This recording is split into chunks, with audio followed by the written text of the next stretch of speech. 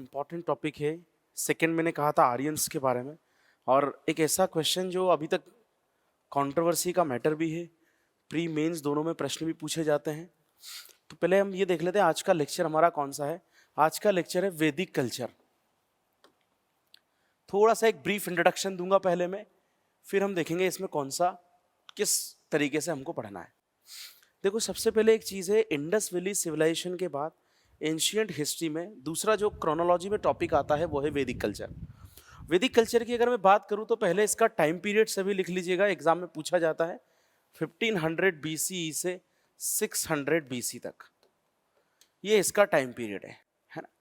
जैसे हमने 2500 BC से 1800 BC तक कौन सा टाइम वो देखा, इंडस वैली सिविलाइजेशन, है ना।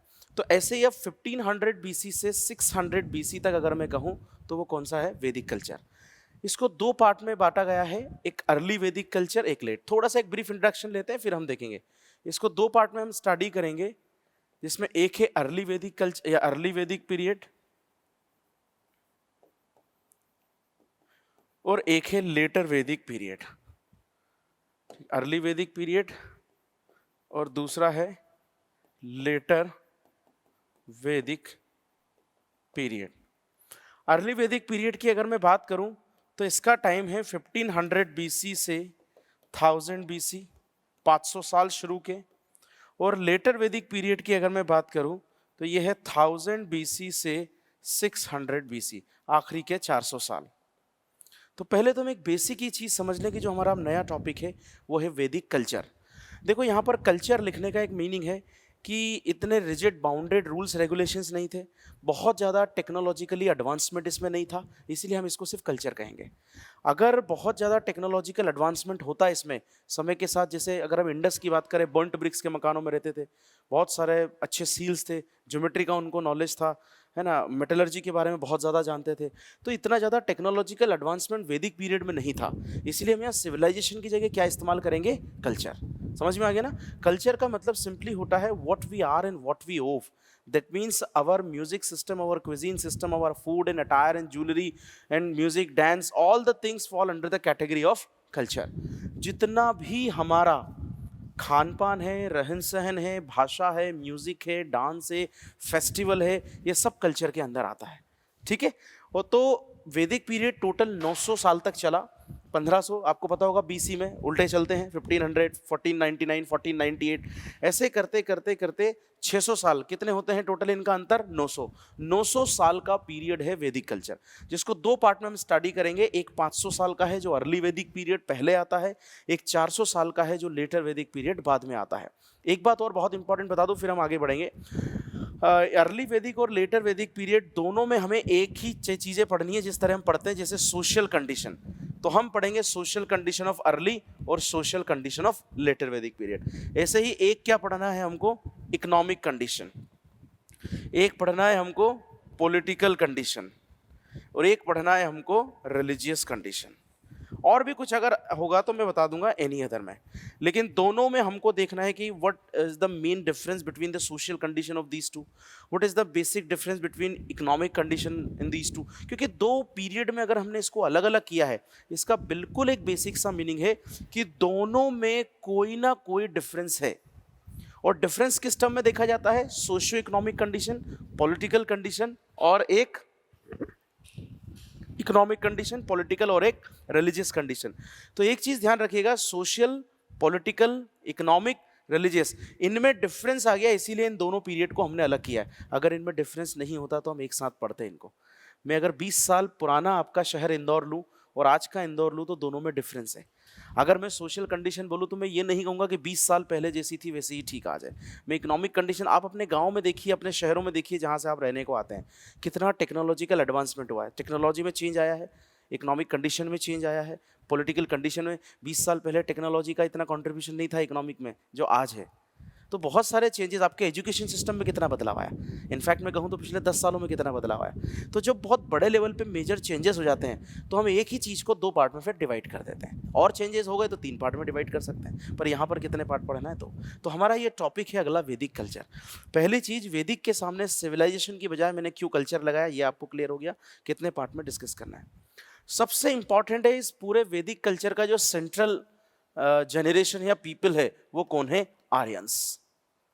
कौन है ये आर्यंस, कहाँ से आए? शुरुआत हमारी यहीं से होगी, फिर हम देखेंगे आराम से अर्ली कौन है, लेटर कौन है, क्या है। पर सबसे पहला जो लेक्चर है और सबसे इंपॉर्टेंट है समझने के लिए वो है who are actually the Aryans. इस शब्द का मीनिंग क्या है? क्या इस शब्द का जिक्र कहीं ना कहीं ऋग्वेद में है? How many times it is mentioned in Rigveda? All the questions can be framed from this particular topic. एक चीज बस याद रखिएगा, जितना भी मैं आज पढ़ाऊंगा वो बहुत इंपॉर्टेंट मेंस के लिए तो है, लेकिन उसमें बहुत सारी थियरीज आएंगी। वो थियरी किसने दी है ये प्रीलिम्स में पूछा जाता है। एक बेसिक चीज मैं आपको बता देता हूं सबसे पहले, ताकि आपको लगे कि हमारा टॉपिक है क्या। ओरिजिनल होम ऑफ आर्यन, सबसे पहले तो हम ये देखते हैं, बाद में सब कुछ देखेंगे। ओरिजिनल होम ऑफ आर्यंस बहुत इंपॉर्टेंट टॉपिक है। देखो 10 मार्क्स में आपके जो मेंस के क्वेश्चन आते हैं एमबीपीएससी में, उसमें सीधे एक क्वेश्चन आ सकता है बिल्कुल बेसिक तरीके से, what are या throw light on the different theories given by different historians about the original home of Aryans। इस तरह से फ्रेम हो सकता है। वो सारे हिस्टोरियंस की अलग अलग थियरी के बारे में लिखो जो आर्यन के ओरिजिनल होम से संबंधित है, because it is a great matter of controversy now. बहुत बड़ा कंट्रोवर्शियल मैटर है। No concrete proof is there कि definitely they came from a particular region. हर हिस्टोरियन का अपना अलग अलग मत है और उस मत को प्रूफ करने के लिए they give various points to corroborate their statements. But कोई ये नहीं कह सकते हैं कि हाँ कंफर्म है आर्यंस यहाँ से आए। तो वो कौन कौन सी थियरीज दी है नाम पूछे जाते हैं। जैसे मैं कहूँ सेंट्रल एशिया से आए, ये किसने कहा है? मैं कहूँ ये तिब्बत रीजन के हैं, ये किसने कहा है? मैं कहूँ ये यही नेटिव है इंडियन इंडस रीजन के, ये किसने कहा है? किसने कहा है कि ये आर्कटिक सर्कल या नॉर्थ पोल के पास से आए हैं? तो एक तो सिस्टम हो गया, आपको ये समझ में आ गया कि प्री में कितना इंपॉर्टेंट है। ऐसे फैक्चुअल चीज पूछे जाते हैं। एक तरीका वही होगा, इधर थियरीज होंगी 4, इधर उनके प्रोपाउंडर होंगे, मिलाओ जोड़ी मैच द कॉलम दे देंगे। तो ये तो हो गया प्रीलिम्स के क्वेश्चंस की। यहाँ से जो थियरीज हैं उनके नाम ध्यान रखना है, किसने वो थियरी दी है ये ध्यान रखना है। बट जब मेंस में आता है कि write down the different theories, या फिर मैं कह दूं according to Max Muller Central Asia is the original home of Aryans, comment on this statement, ये एक्सप्लेन दिस स्टेटमेंट, तब आपको पूरा डिटेल पढ़ना पड़ेगा। तो मैं पूरा डिटेल ही पढ़ा रहा हूँ, उसमें जो फैक्ट्स होंगे वो आपके प्री में काम आ जाएंगे, ठीक है। और अगर अच्छा प्रश्न आता है प्रीलिम्स में जिसमें 3-4 पॉइंट देके आपसे पूछा जाता है कि इनमें से कौन सा गलत है कौन सा सही है, तो वो भी आपका काम हो जाएगा। चलो एक एक करके देखते हैं। सबसे पहले मैं एक बेसिक चीज बता दूं आपको आर्यंस के बारे में। आर्यन एक वर्ड है, इसका लिटरल मीनिंग है रॉयल ब्लड। रॉयल ब्लड, शाही लोग जो राजा महाराजा जैसे वर्ड इस्तेमाल करते हैं उसको कहते हैं आर्यन, या सिंपल आर्य, रॉयल ब्लड या नोबल रेस।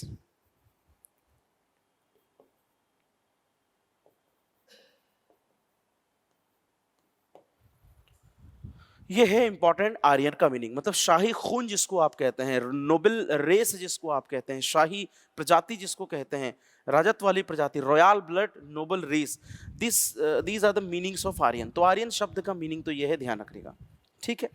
अब एक चीज मैं बता दूं, it is mentioned 36 times in Rigveda. ये एक प्रश्न सीधा आपसे पूछ लिया जाता है कि ये ऋग्वेद में कितनी बार मेंशन है ये शब्द। ये और आर्यन नहीं है एक्चुअली, वहां पर मेंशन है आर्या। तो Arya word is mentioned in Rigveda 36 times. अब आपसे एग्जाम में याद रखिएगा, प्रीलिम्स में सीधे प्रश्न पूछ सकते हैं ऋग्वेद में आर्य शब्द का उल्लेख कितनी बार होता है, तो आपको याद रखना है 36 times. So these are some basic information related to the terminology that is Aryan. Now we are going to discuss about the different theories about original home of Aryans.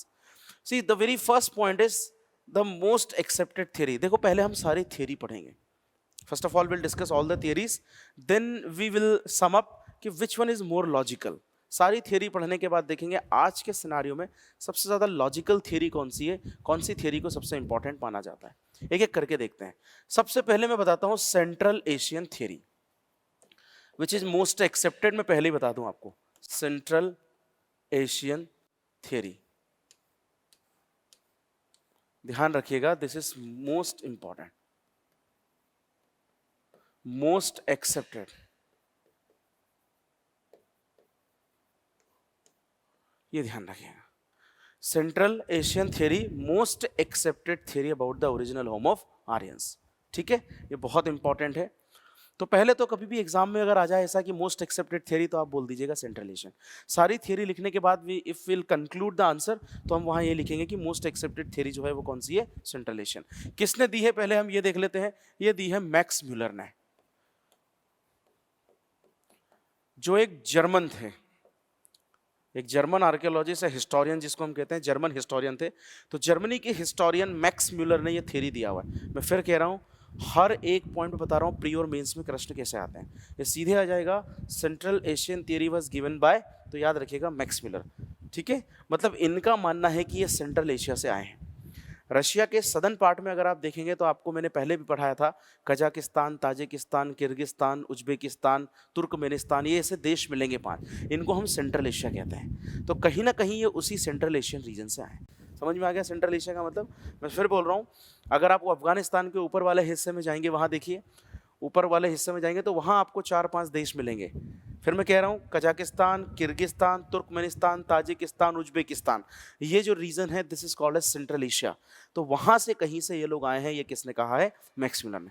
पहले क्यों कहा है इन्होंने वो देख लेते हैं। देखो, हर एक के कहने के पीछे कोई वजह होती है, कोई रीज़न होता है जो उन्होंने दिया, वो रीज़न भी हमको लिखना पड़ेगा। ऐसा नहीं है बस ये थियरीज गिवन बाय। हाँ, 7 नंबर में अगर आता है तो फिर बहुत शॉर्ट में बताऊंगा मैं कैसे लिखते हैं। पर पहले तो हो गया, सेंट्रल एशियन थ्योरी सबसे एक्सेप्टेड है, it was given by Max Muller. The very important thing is it is mentioned generally, एक बुक है इनकी, अगर याद रख सको तो बहुत अच्छी बात है, lectures on the science of languages. एक किताब है मैक्स म्यूलर की, lectures on the science of languages.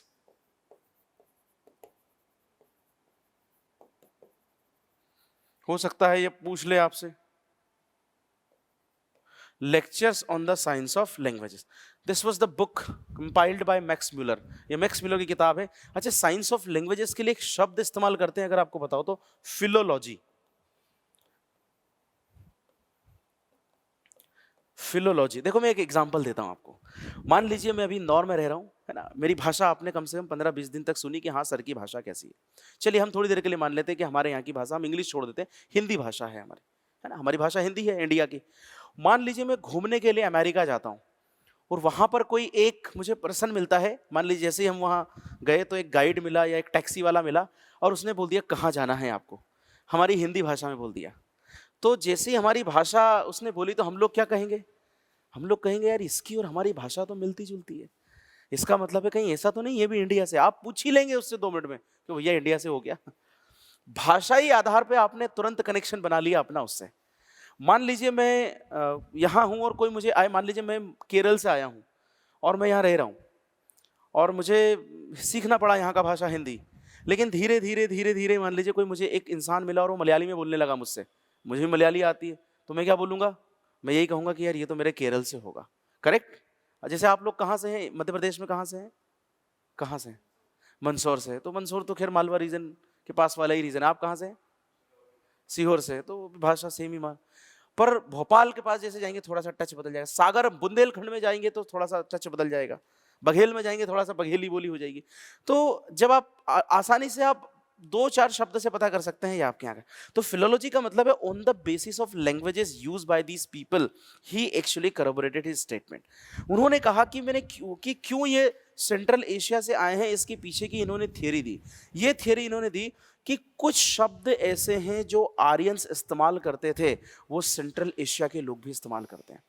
Even इन्होंने तो इस बुक में ये कहा है, ग्रीक, सेंट्रल एशिया, इंडिया और पर्शिया। ध्यान रखना कुछ पुराने नाम हैं। पर्शिया का मतलब ईरान होता है, मेरी बात समझ में आ गई। पर्शिया जो है उसका ये पुराना नाम है, आज इसका नाम कौन सा है, ईरान। तो ये ऐसे देश याद रखना, पर्शिया। तो इन्होंने अपनी इस थियरी में कहा कि ये सब लोग कहीं ना कहीं इनके एंसेस्टर एक है, इनकी भाषा एक है, ये एक ही रीजन से आए हुए हैं। कौन कौन से लोग, मैं फिर बता रहा हूं। एक तो आर्यंस मतलब इंडियंस जिनकी हम बात, एक ग्रीक्स और सेल्स या ऐसे लिख लो, और पर्शियंस, जर्मन्स। इन्होंने कहा ये सब के सब एक ही जैसी भाषा बोलते थे, इंडो यूरोपियन की लैंग्वेजेस, और ये सब कहीं ना कहीं एक ही जगह से आए हैं, दैट इज सेंट्रल एशिया। मतलब ये सब यहीं से फैले हैं बाद में। बहुत इंपॉर्टेंट चीज है, तो याद रखिएगा। Lectures on the science of languages में एक शब्द बोलो, पितर। इन्होंने एक शब्द बोला है पित्र। पितर और पितर, मदर या मात्र और मातर। अब आप बोलेंगे सर ये क्या चीज है, पितृ और मात्र। अगर आप संस्कृत में देखें तो इस तरह से लिखते हैं हम लोग, ऐसे लिखते हैं। मात्र अगर हम लिखते हैं तो ऐसे ही लिखते हैं। तो सेम पितृ और मातर, सेम शब्द जो है वो कहाँ इस्तेमाल किए जाते हैं, वो जिसे पर्शियन के ज़ेंद अवस्था में इस्तेमाल किया जाता है ईरान में। सेंट्रल एशिया भी इनसे मिलते जुलते शब्द हैं। तो इन्होंने कहा कि मम्मी पापा के लिए, जैसे हवा, हवा को हम लोग संस्कृत में क्या कहते हैं, अभी ऋग्वेद की बात हो रही है, मतलब वैदिक पीपल, और वैदिक पीपल का मुख्य भाषा कौन सा था, संस्कृत। जो उनके लिटरेचर लिखे गए that were also compiled in the Sanskrit language. तो उनकी भाषा है मातृ, मम्मी को मातृ कहते हैं, मदर कहते हैं। मातृ से ही, मातृ जैसा ही मदर लगता है। ट्रिग्नोमेट्री, त्रिकोणमिति से बना हुआ है। तो यूरोप के कई सारे ऐसे कंट्री हैं जो वही भाषा इस्तेमाल करते हैं जो आर्यंस इस्तेमाल करते थे। हवा को हम वात कहते हैं, VATA, वात ही पर्शियन इस्तेमाल करते हैं। घोड़े को हम अश्व कहते हैं, अश्प, ASHPA, अश्प ईरान के लोग इस्तेमाल करते हैं। सेंट्रल एशिया में भी ऐसे ही शब्द हैं। डॉग, पाइन ट्री, मैपल, काऊ, इन सब के लिए जो शब्द हम इस्तेमाल करते हैं आर्यंस, वही शब्द कहते हैं सेंट्रल एशिया और ईरान के लोग इस्तेमाल करते हैं। तो शब्द मतलब लैंग्वेज के बेसिस पे, फिलोलॉजी मतलब the study of languages, language के बेसिस पे उन्होंने बोला कि ये सब कहीं ना कहीं एक ही रीजन के हैं। एक एग्जांपल देता हूं मैं। हम लोग यहाँ हैं, चलिए हम हिंदी बोलते हैं, मान लीजिए हमारी भाषा हिंदी है। अमेरिका में कई इंडियंस हैं, ब्रिटेन में कई इंडियंस हैं, ऑस्ट्रेलिया में कई इंडियंस हैं, न्यूजीलैंड में है, अफगानिस्तान में है। तो कई सारे इंडियंस, मतलब they are spread throughout the world. अब आप कई देशों में घूमेंगे, आपको इंडियंस मिलेंगे, तो क्या मैं ये कह सकता हूँ इन सब का ओरिजिन कहीं ना कहीं एक ही जगह से है, and that is India. British prime minister mister Rishi Sunak, वो भी इंडियन ओरिजिन के हैं। 3rd या 4th जनरेशन उनकी ट्रेस करेंगे तो वो इंडिया में मिलेगी आपको कहीं ना कहीं। Kamala Harris, the vice president of America, उनका भी अगर देखेंगे तो हमारे यहाँ इंडिया से कनेक्शन है, पिताजी मम्मी का है। कहने का एक बेसिक सा मीनिंग ये है कि अगर भाषा उनकी सेम है तो हम कह सकते हैं कहीं ना कहीं एक रीजन से। भाई यही प्रूफ किसने दिया है, यही प्रूफ दिया है आपके मैक्स म्यूलर ने। क्लियर। तो सबसे इंपॉर्टेंट चीज है जो अभी तक पढ़ा, आर्यंस, ये एक शब्द है, वैदिक कल्चर के भी मेन पूरी नहीं की स्टडी रहेगी। आर्या शब्द का मेंशन ऋग्वेद में है, and that is mentioned 36 times. Aryan literally means royal blood of the people of noble race, शाही खानदान, शाही खून, राजशाही लोग, ऐसे शब्द के मीनिंग है आर्यन के। और it occurred 36 times in Rigveda. Aryans कहाँ से है, that is a matter of great controversy. Historians are not unanimous on this point कि Aryans belong to which particular region, but various historians gave different theories to prove that they came from which region. तो वो जो अलग अलग theories दी हैं उसमें सबसे पहली थियरी जो आती है that is of Max Muller. Max Muller एक जर्मन हिस्टोरियन है। उनका एक मत है सेंट्रल एशियन थियरी कि ये सेंट्रल एशिया से आए हैं। सेंट्रल एशिया कौन कौन से देश है, वही जो रशिया के सदन में जो है, ताजिकिस्तान, उज्बेक, किर्गिज, तुर्कमेनिस्तान, उन सब देशों से। ऐसा इन्होंने कहा है, ये सबसे एक्सेप्टेड व्यू है टिल टुडे, आज तक का सबसे एक्सेप्टेड व्यू है।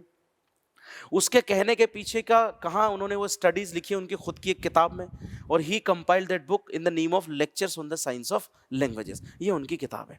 इसमें फिलोलॉजी, जैसे जब छोटे 7 नंबर में क्वेश्चन आते हैं और बहुत सारी थ्योरीज लिखना है तो आपको बस इतना लिखना है, on the basis of philology, मतलब शब्द जो इस्तेमाल करते हैं उनके आधार पे। ठीक है, बाकी अगर ये 7 नंबर में अकेली थ्योरी आ जाए तो भी खूब है लिखने के लिए आपका।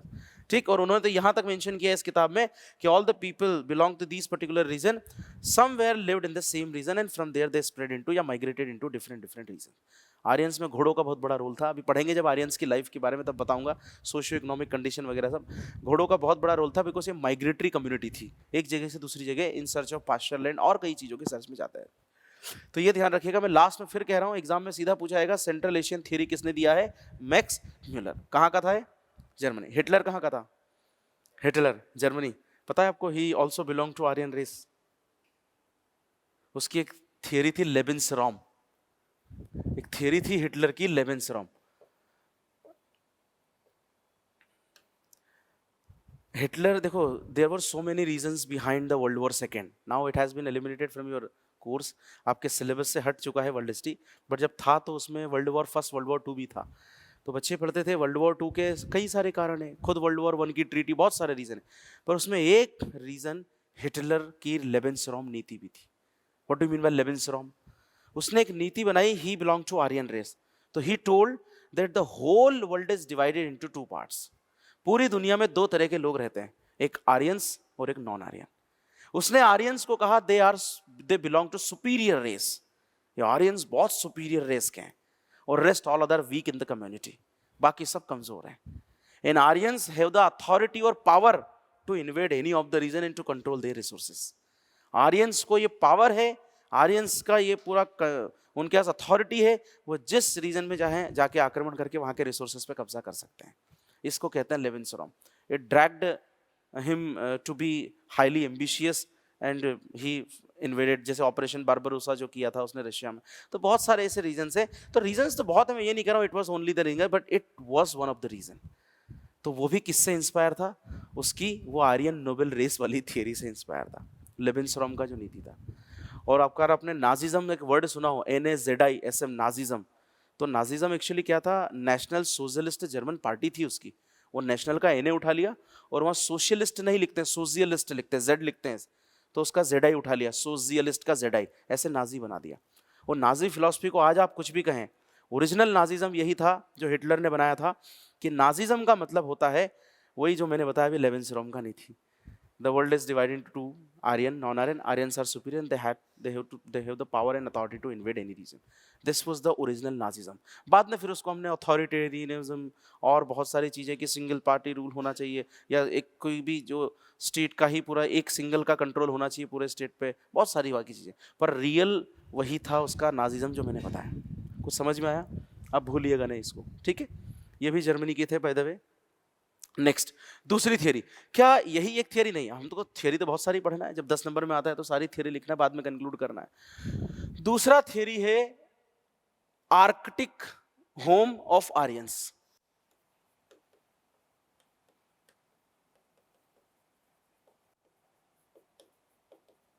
या ऐसा लिख दो जैसे central Asian theory, Arctic Asian theory, Arctic region या पोलर रीजन थियरी।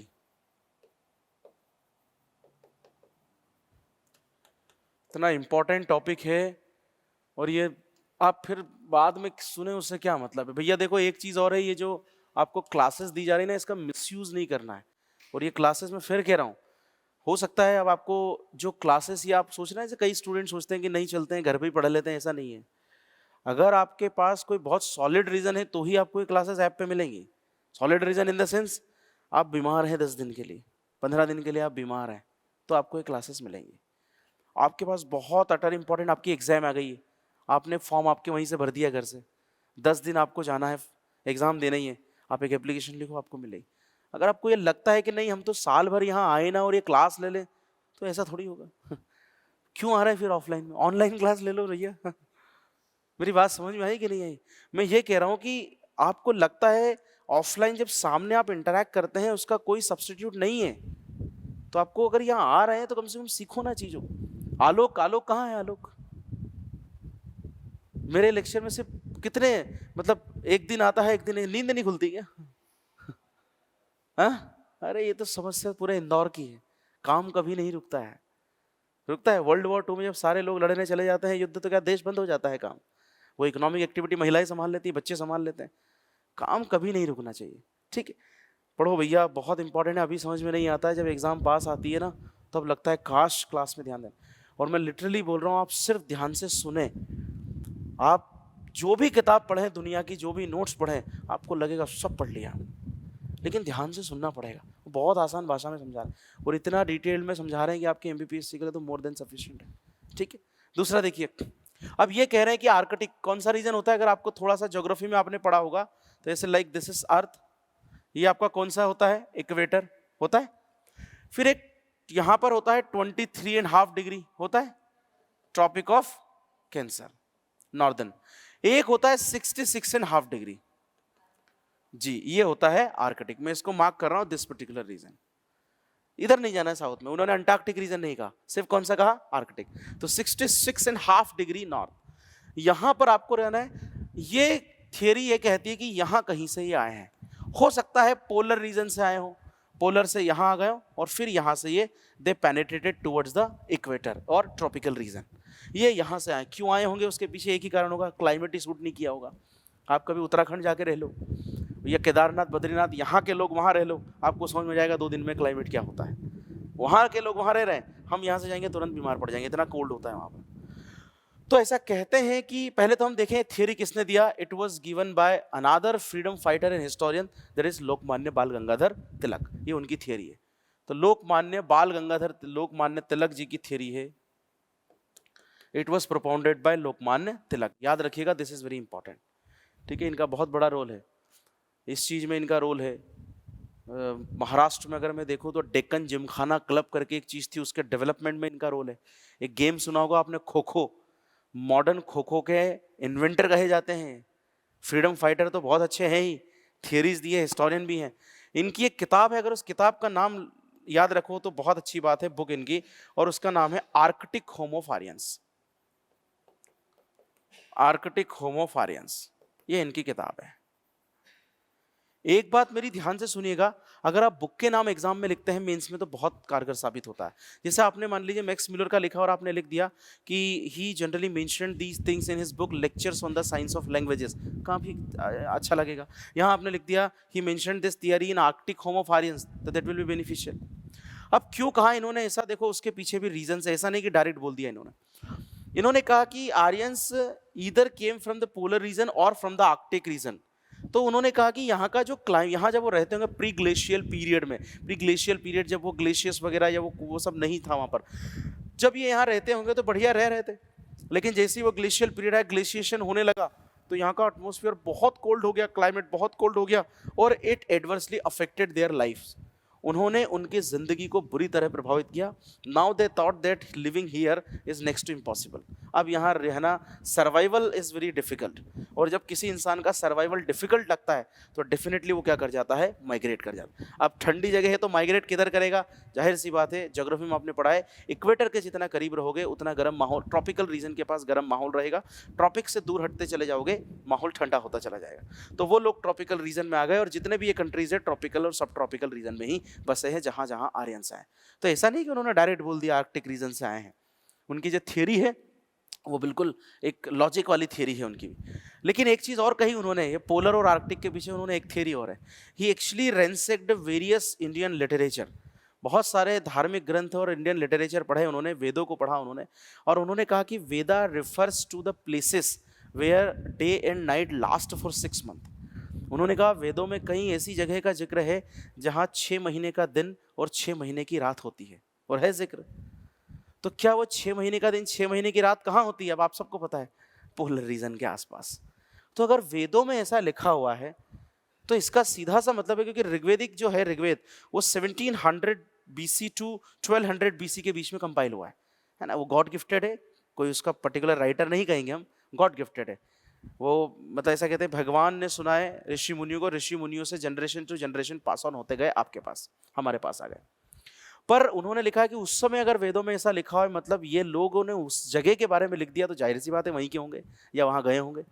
अगर मैं यहाँ बैठ के स्विट्जरलैंड के बारे में लिख रहा हूँ, मतलब कभी ना कभी अब ये थोड़ी देर के लिए छोड़ दीजिए, सर न्यूज़ में पता चल गया होगा आपको, सर पेपर में, उस समय न्यूज़ था क्या, पेपर था क्या, टेक्नोलॉजी का जमाना था, टीवी रेडियो थोड़ी था। तो उस समय तो जो भी चीज़ें एक ही तरीके से पता करता था, इधर यू हैव गॉन देयर और simply you have read the book. और उस समय लिखा पढ़ी इतनी ज्यादा पता नहीं थी, एक ही तो किताब है ऋग्वेदिक, जिससे अर्ली वैदिक के बारे में हमको पता चला है। तो उन्होंने कहा कि if the day and night last for 6 month, these things are mentioned in Rigveda, that mean definitely they were familiar with that particular place. तो ये इनके तर्क थे। एक तो क्लाइमेटिक कंडीशन जो वहां पर है वैसी की वैसी क्लाइमेटिक कंडीशंस, इसके बेसिस पे कहा मेंशन्ड, और एक कहा डे एंड नाइट के बेसिस पे, लास्ट फॉर 6 मंथ। और ये कहां पर है, referred in Vedas, referred in Vedas. इसका सीधा सा मतलब है कि ये लोग वहां से आए होंगे। तो हर थियरी के पीछे अपने अपने तर्क हैं। ये लोकमान्य तिलक जी की थियरी, बुक का नाम याद रखिएगा, आर्कटिक होम ऑफ आर्यंस। ठीक है, चलिए नेक्स्ट थियरी देखते हैं। तीसरी थियरी है तिब्बतन थियरी। ये 4-5 थियरी जो बड़ी बड़ी है ना, ये तो पूरी डिटेल में पढ़ लीजिएगा। Tibetan origin theory,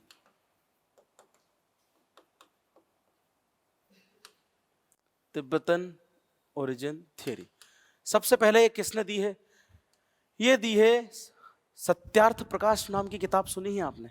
Swami Dayanand Saraswati ने लिखा है। एमपीपीएससी ने 17 या 18 या 19 में सीधे पूछ लिया सत्यार्थ प्रकाश किसकी रचना है। तो थोड़ा ध्यान रखना, ये उसमें पढ़ेंगे आप रेनेसांस में, जब 19वीं सेंचुरी मॉडर्न हिस्ट्री पढ़ेंगे वहां पर। अभी के लिए याद रख लिया, ये किसने कहा है? स्वामी दयानंद सरस्वती। आर्य समाज का नाम सुना है? हाँ, वो इन्होंने स्थापना की है उसकी, स्वामी दयानंद सरस्वती जी। और स्वामी दयानंद सरस्वती जी ने कहाँ मेंशन किया है इसको? अपनी किताब में, और इस किताब का नाम क्या है? सत्यार्थ प्रकाश। सारी किताबों के नाम याद रख लेना आप लोग, फिर वो मिसलेनी वाली किताबों से रटते हो बैठ के, ये किताब किसने लिखी, ये किताब किसने। बुक और उनके राइटर जनरली एग्जाम में पूछे जाते हैं, तो वो कहाँ से पढ़ेंगे आप? हिस्ट्री की कोई इंपॉर्टेंट किताब हो गई, जियोग्राफी में जब आप पढ़ेंगे कोई राइटर, इकोनॉमी में राइटर्स पढ़ते हैं आप कुछ की, इकोनॉमी के बहुत बड़े बड़े किताब लिखे हैं इन्होंने, और एक करंट में अगर कोई किताब न्यूज़ में चल रही है तो उससे भी क्वेश्चन आ जाता है। ये होता है, कोई रटना थोड़ी है बुक्स एंड ऑथर्स को, आराम से आप पढ़ते जाओ। सत्यार्थ प्रकाश किताब है किसकी? स्वामी दयानंद सरस्वती। एक ब्रिटिश हिस्टोरियन भी है जिसने खुद ने भी इस थियरी को सपोर्ट किया है, अगर आप चाहें तो उनका नाम याद रख सकते हैं, परगिटर। ये एक ब्रिटिश हिस्टोरियन है, इन्होंने भी इसी थियरी को सपोर्ट किया है, तिब्बतन ओरिजिन थियरी को, परगिटर, ब्रिटिश हिस्टोरियन। इनकी भी एक किताब है एंशिएंट इंडियन हिस्टोरिक ट्रेडिशन, अगर आप नाम याद रखना चाहें तो बता देता हूं, इनकी भी एक बुक है एंशिएंट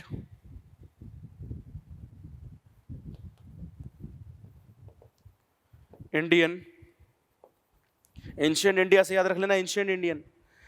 हिस्ट्री की किताब है तो हिस्टोरिक, बस ट्रेडिशन ही तो याद रखना है, क्यों पूरा रट रहे हो?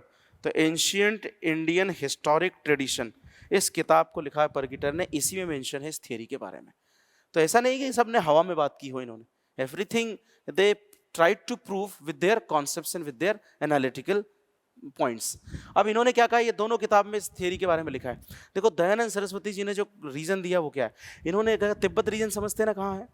बिल्कुल वो हमारे ऊपर देख लीजिए, नेपाल दिख रहा होगा आपको, उधर उत्तराखंड दिख रहा होगा, तो उत्तराखंड, नेपाल, और इधर जो आपका ये सिक्किम वाला रीजन है, और इसके वेस्ट में देखिए ये पूरा का पूरा रीजन कौन सा है आपका? तिब्बत। अरे हमारे मतलब चाइना उसको डायरेक्टली कंट्रोल करना चाह रहा है और ऑटोनोमस रीजन बना रखा है, लेकिन है तो वो चाइना के कंट्रोल में।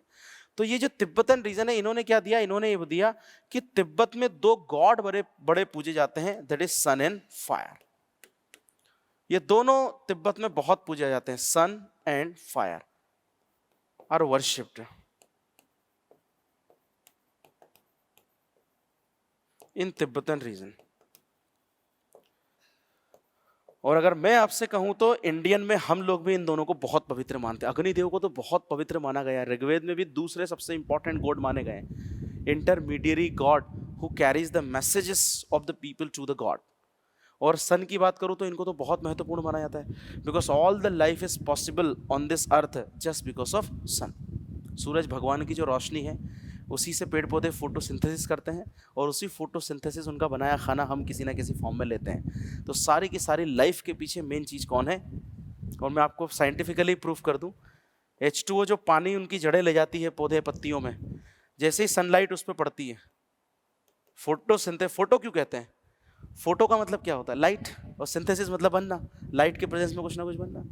तो जो जैसे वो सनलाइट पड़ती है, ये H2O ब्रेक हो जाता है दो पार्ट में।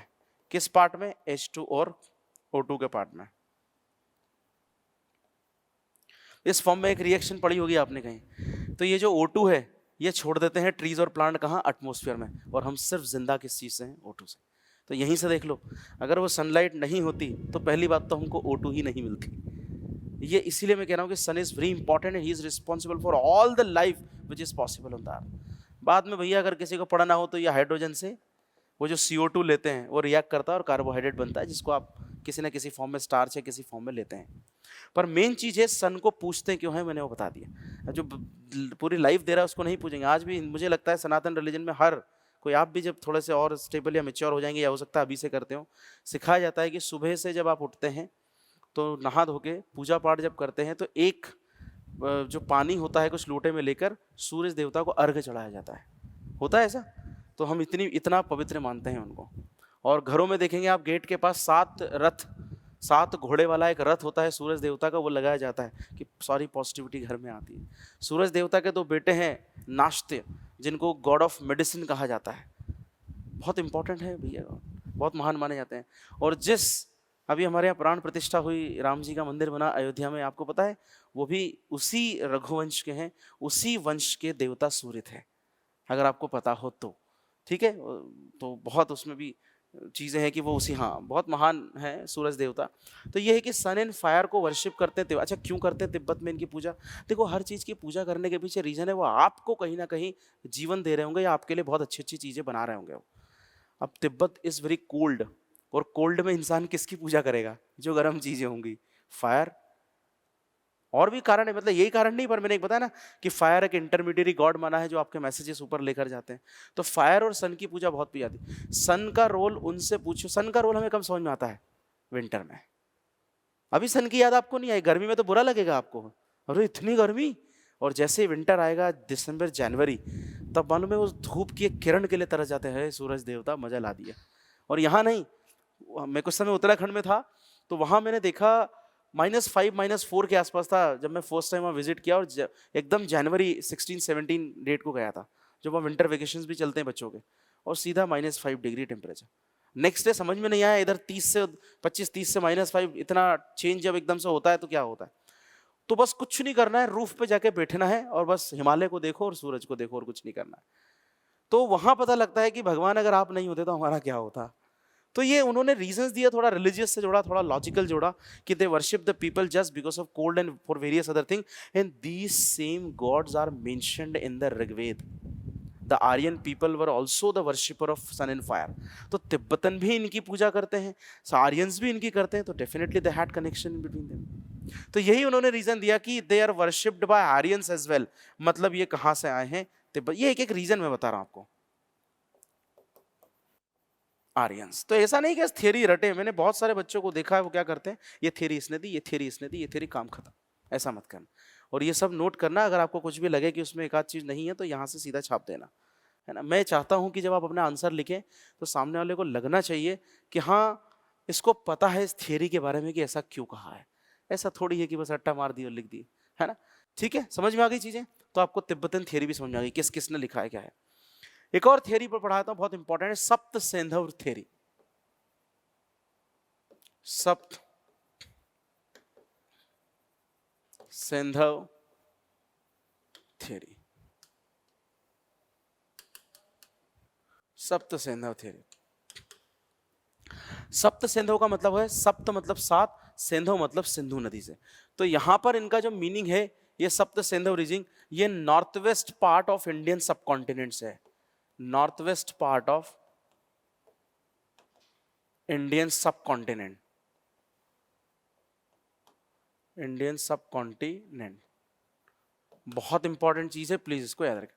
अच्छा, north west part of Indian सब कॉन्टिनेंट की बात करो तो उसमें हमारा नॉर्थ वेस्ट पार्ट पंजाब वाला रीजन आ गया, पाकिस्तान वाला रीजन आ गया, है ना। तो दैट नॉर्थ वेस्ट पार्ट जो नाम से लिख दिया ना, सप्त सिंधु, मतलब कौन कौन सी नदियां हैं, ये सप्त सिंधु में कौन सी नदियां आती है? इसमें आती है सिंधु नदी। सिंधु को हम क्या कहते हैं? Indus river. तो एक तो हो गया इंडस, और 5 हो गई इसकी ट्रिब्यूटरी, 5 ट्रिब्यूटरी, एक इंडस, और 7वीं हो गई सरस्वती उस समय की। अब 5 पंचनाद कौन सी, वो आपको पता है कौन कौन सी है? झेलम, चेनाब, रावी, सतलज, ब्यास। तो ये पंचनाद है, 5 नदियां जो ट्रिब्यूटरी है इंडस की। तो Indus, 5 its tributaries, and Saraswati, these make the region of Sapta Sindhu reason. तो और याद रखना, एक बार एग्जाम में पूछा भी गया है, आर्यंस का सबसे पहला जगह कौन सा? अगर वो मान लीजिए सेंट्रल एशिया से आए हैं, तो हिंदुस्तान में जहां वो रहे, वो सबसे पहले रीजन को क्या, बाद में गए toward the eastern, toward the central and toward the Deccan, लेकिन first place where they actually lived for many years, that place is known as Sapta Sindhu reason. और सप्त सिंधु का मतलब है सिंधु, इंडस रिवर, और उसकी जो 5 ट्रिब्यूटरी और सरस्वती है, इसी के आसपास, इन्हीं के किनारों पे उन्होंने अपने सेटलमेंट्स बसाए थे। किसने कहा है ये सप्त सिंधु? ये कहा है AC Das and KM Munshi, AC Das and KM Munshi. Avinash Chandra Das, Avinash Chandra Das एक बंगाली हिस्टोरियन थे ये, बंगाली हिस्टोरियन, इनकी थियरी है इसमें इंपॉर्टेंट, बंगाली हिस्टोरियन। और अगर आप चाहें तो मैं एक किताब का नाम बता दूं जो इनकी है, उस बुक का नाम है ऋग्वेदिक इंडिया। उस बुक का नाम है ऋग्वेदिक इंडिया। अगर नाम याद रख सके तो बहुत ही अच्छी चीज है। इसमें इन्होंने मेंशन किया है, और क्या क्यों किस बेसिस पे कहा इन्होंने, geography and flora and fauna के बेसिस पे।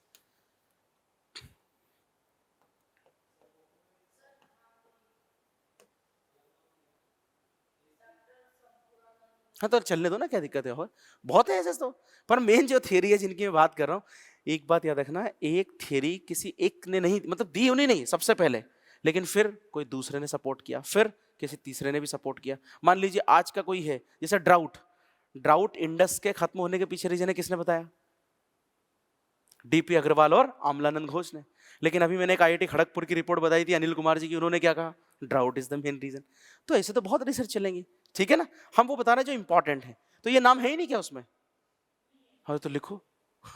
अच्छा ठीक है, हाँ मैं वही तो कह रहा हूँ, देखो यही तो फायदा होता है कि जब हम पढ़ा रहे होते हैं, इसीलिए मैं कहता हूँ कि एक मीडिया वाले बनो, ऐसा लिखते जाओ, बस मिर्च मसाला मत लगाना है ना, मीडिया जैसा लिखते जाओ। फिर आप जब घर पे पढ़ते हो तो आप किससे पढ़ते हो, किताब से पढ़ते हो, तुरंत देखो अरे ये तो सर ने पढ़ा है, इसमें है नहीं, लिख दिया। ज्यादा है तो पढ़ लो, ज्यादा है तो कोई दिक्कत ही नहीं है, पर कुछ नहीं है तो उसमें तो नहीं, क्योंकि क्या होता है जैसे हम पढ़ाते हैं तो कई बार उससे को करंट से कनेक्ट कर दिया, वो इंक्लूड कर लिया, कई बार पढ़ाने में कोई नई डिस्कवरी हो गई, वो इंक्लूड कर लिया, ठीक है। तो याद रखिएगा बहुत इंपॉर्टेंट है। कौन सी किताब है इनकी, किताब ऋग्वेदिक इंडिया। क्या किस बेसिस पे कहा है, जियोग्राफी फ्लोरा एंड फोना। क्या मतलब हो गया इसका, मतलब इन्होंने कहा कि जो रीजन मेंशन है आर्यंस के ऋग्वेदिक पीरियड में, जिस रीजन्स की बात की गई है वो सब तो नॉर्थ वेस्ट पार्ट में है हिंदुस्तान में। जिन नदी, जिन फ्लोरा, जिन ट्रीज की बात की गई है सब वहां पाए जाते हैं, जिन एनिमल्स की बात की है सब वहां पाए जाते हैं, तो ये तो यहीं के हैं। तो क्या पॉसिबल है, जैसे उन्होंने एक एग्जांपल देता हूँ, गांधार रीजन, गांधारी को जानते हैं, गांधारी को, कौरवों की जो मम्मी थी वो गांधार की थी, और गांधार कहाँ है आज, modern Afghanistan, north west part of Indian सब कॉन्टिनेंट। तो हो सकता है वो आ गए हों, उसके बाद का इन्होंने रिसर्च किया हो, आए बाहर से ही हों, क्योंकि इसको है ना लेस कन्विंसिंग मानते हैं लोग, हालांकि सबसे ज्यादा रिसर्च इसी पे चल रही है, ये बताने में कि literally Aryan belonged to the north west part, they are native not the foreigner. इस पे कई रिसर्च चल रही है। खैर फिलहाल हम एजुकेशन पर्पज से सारी थियरीज पढ़ लिए। तो इन्होंने एनिमल्स, ट्रीज और प्लांट, और जो ज्योग्राफिकल कंडीशन वेद में मेंशन है वो सब मैच खाती है north west part of Indian सब कॉन्टिनेंट से, उसके आधार पर इन्होंने कहा कि आर्यंस वहां से आए होंगे।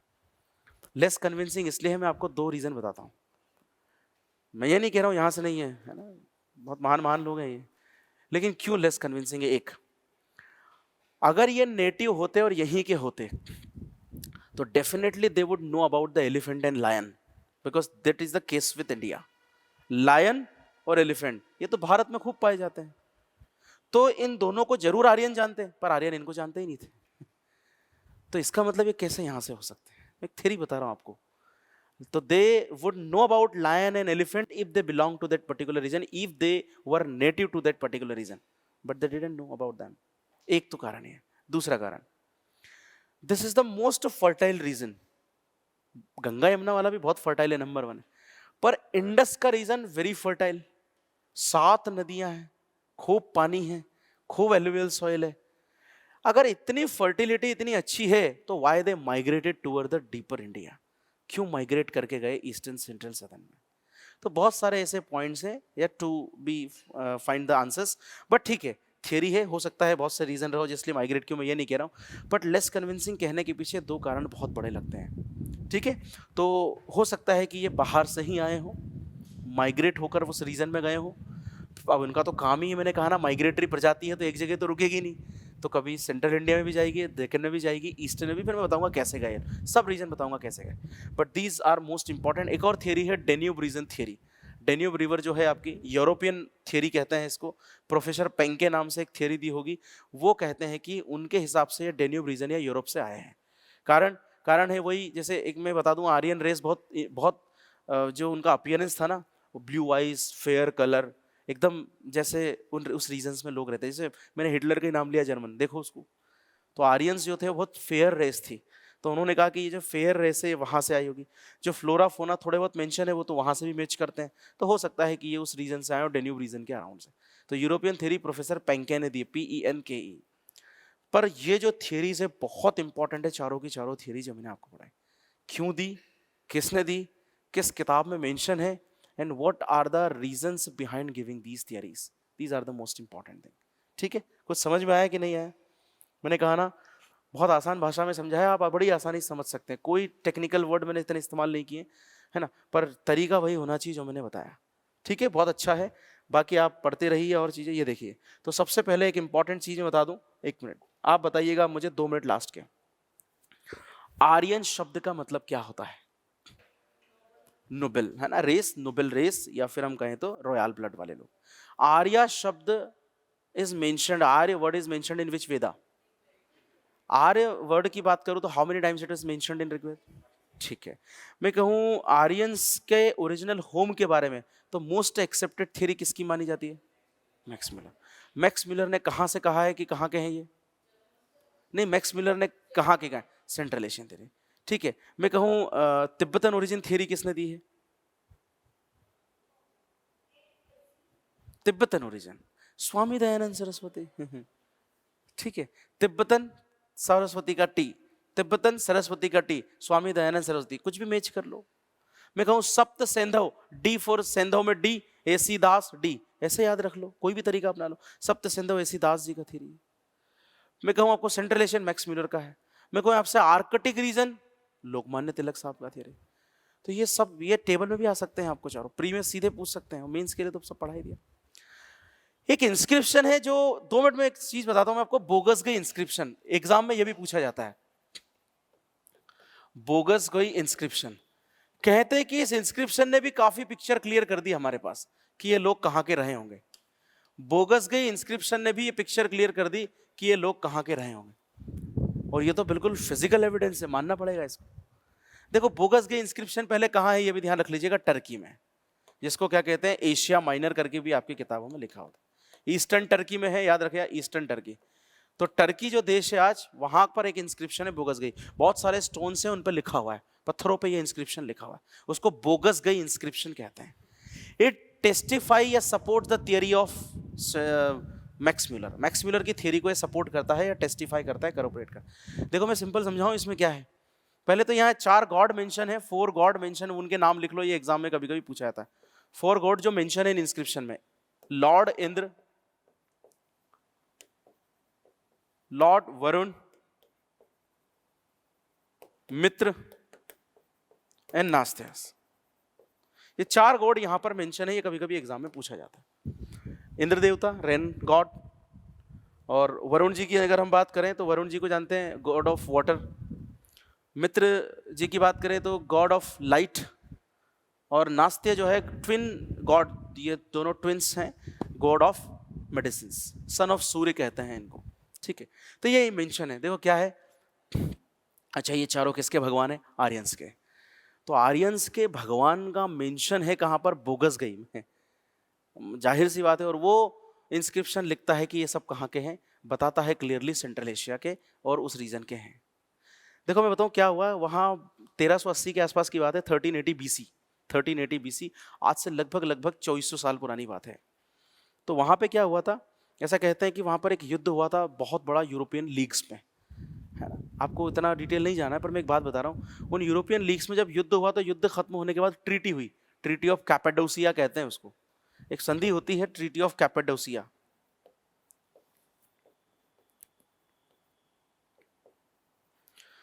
उस ट्रीटी ऑफ कैपेडोसिया में जो दोनों तरफ के किंग थे, दोनों तरफ के किंग के नाम लिखे भैया, जैसे संधि होती है ना तो लिखते हैं ना टर्म्स एंड कंडीशन, आप कोई घर खरीदते हैं तो रजिस्ट्री होती है, संधि है एक तरह की, वो भी आपके और उसके बीच में सब लिखा जाता है, कौन गवाह भी बुलाए जाते हैं। तो कहते हैं कि ये जो ट्रीटी हुई थी उन दोनों राजाओं में, है ना, उन दोनों राजाओं में, तो उन मार्टिनुजा एक किंग था, मार्टिनुजा, और एक था सुबिलुमा, दोनों राजाओं में जब ये संधि होती है तो कहते हैं कि it was witnessed by 4 gods, मतलब इसको विटनेस किया था या जो भी है कि इसको ऑथेंटिकेट किया था या इनकी प्रेजेंस में हुआ था, वो 4 गॉड कौन थे? इंद्र, वरुण, मित्रनाथ। तो क्यों ये आर्यंस के गॉड का मेंशन वहां कर रहे हैं? तो कहीं ऐसा तो नहीं आर्यंस पहले वहां रहते हो बाद में यहाँ आए हो, ऐसे कनेक्शन दिखाया जाता है चीजों। मेरी बात समझ में आ गई? तो आपको ये मार्टिनुजा ये सब नाम नहीं लिखने, ट्रीटी ऑफ कैपेडो, हाँ ट्रीटी ऑफ कैपेडोसिया एक शब्द आप लिख सकते हैं, थोड़ा अच्छा लगेगा, अंदर खाने तक की जानकारी है कि थोड़ी बहुत। तो हम ये कहते हैं कि एक और इंपॉर्टेंट इंस्क्रिप्शन है which support the theory of Max Muller, that is central Asian theory, and that is Boghazkoi inscription. पहली चीज, where actually Boghazkoi inscription is in Turkey, eastern Turkey, Asia Minor जिसको कहते हैं. बोगसगई इंस्क्रिप्शन जो है वो किसकी थ्योरी को सपोर्ट करता है? Central Asian theory Max Muller की. क्या लिखा है उसमें? There actually treaty of Cappadocia was mentioned, and in that the 4 Rigvedic gods, that is lord Indra, Varuna, Mitra and नास्तिवर मेंशन्ड, कि they witness that particular treaty. ये है. और इन सब को कंक्लूड करें तो the most accepted theory is of central Asian. Next lecture में हम डिस्कस और करेंगे इसके बारे में, क्यों आर्यंस कहाँ से आए, इनका मुख्य ऑक्यूपेशन क्या था, कैसे इन्होंने अपनी लाइफ को सेटल्ड वे में बदला, घुमक्कड़ घूमते घूमते नोमैडिक पीपल से सेटल्ड लाइफ कैसे जीने लगे, और आज देखो कैमरे के सामने बैठ के पढ़ रहे हैं सब. तो इतना डेवलपमेंट मतलब कैसे हो गया इतना इनका लाइफ में, सब चीजें जानेंगे अपकमिंग लेक्चर्स में. Have a great day, see you tomorrow, enjoy your Sunday.